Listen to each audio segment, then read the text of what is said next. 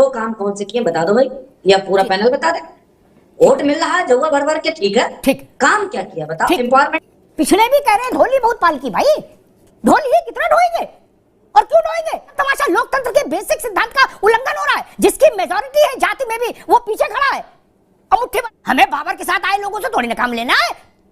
हम जुलाहे और बुनकर को आगे बढ़ाएंगे, यही तो लड़ाई है। तुर्कमेनिस्तान टाइप की जो स्किन वाले लोग थे भारत में, उन सबका धीरे धीरे बोरिया बिस्तर बंद गया। सभी भाइयों को राम राम। दोस्तों आज का डिबेट काफ़ी ज़बरदस्त होने वाला है, इसलिए आप लोग से अनुरोध है कि डिबेट को अंत तक देखिए।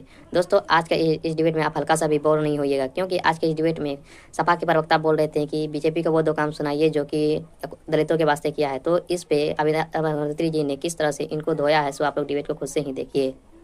चलिए शुरू करते हैं। उल्लंघन हो रहा है। जिसकी मेजॉरिटी है जाति में भी वो पीछे खड़ा है और मुट्ठी भर आदमी बार बार डब्बा आ रहा है रसगुल्ले का और वो अपनी जेब घर ले जा रहा है। अजब तमाशा। ये सब क्या देखना पड़ रहा है? बोले क्यों? बोले ये पिछड़ों के मसीहा है। अरे काहे के मसीहा हो भाई? हम खुद मसीहा बनेंगे,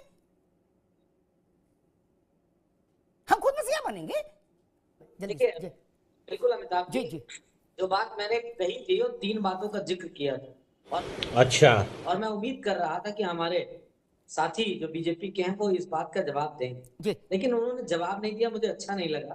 बीजेपी ने पिछड़ों के लिए 2 काम कौन से किए बता दो भाई, या पूरा पैनल बता दे।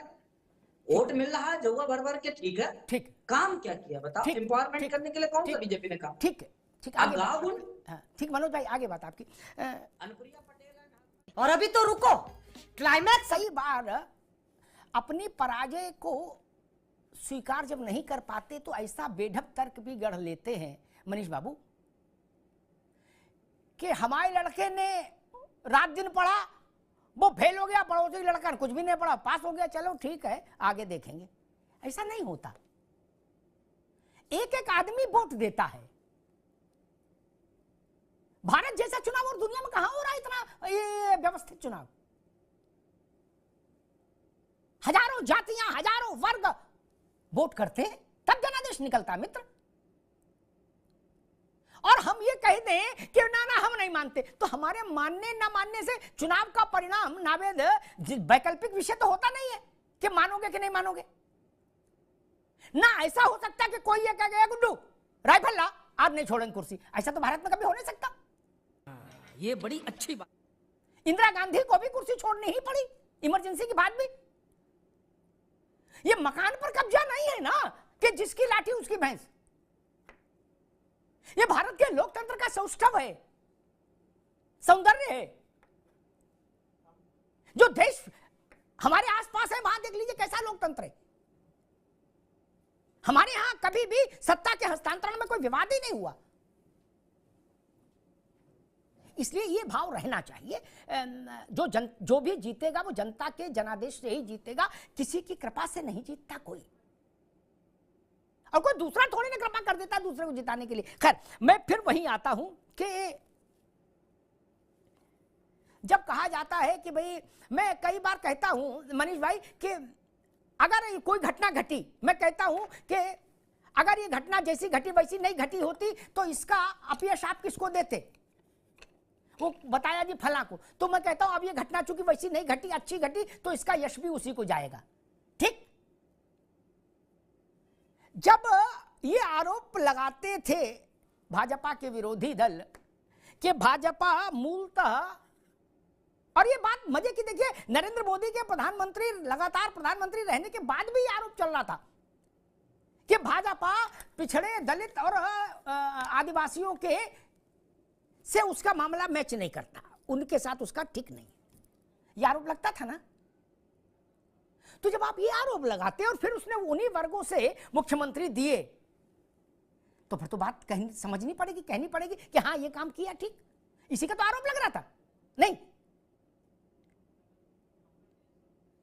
तब आप कहते थे पिछड़ों के आदिवासियों के सूबे में ठाकुर मुख्यमंत्री दे दिया रमन सिंह।